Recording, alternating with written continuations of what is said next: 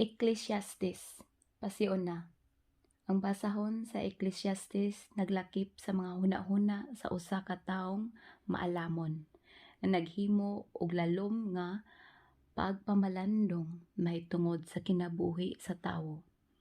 Nakita niya nga ang kinabuhi sa tawo mubo, makalibog, dili makatarunganon ug puno sa kagul-anan. Sa katapusan, mipahayag siya nga ang kinabuhi walay kapuslanan. Dili siya makasabot sa mga paagi sa Dios nga maoy nagbuot sa dangatan sa tawo.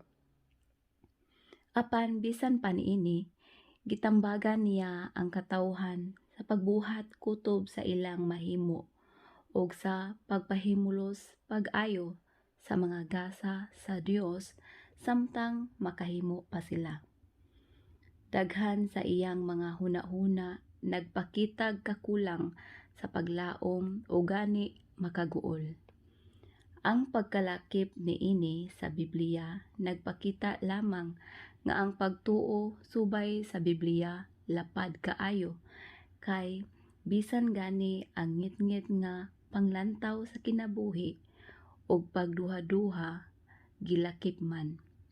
Daghan usab ang nalipay tungod kay nakita nila ang ilang kaugalingon diha sa basahon sa Ecclesiastes ug ilang nakaplagan nga ang mao gihapong Biblia nga nagpahayag niining maong panghunahuna nagtanyag usab sa paglaom diha sa Dios nga naghatag og labi pang dako nga kahulugan sa kinabuhi.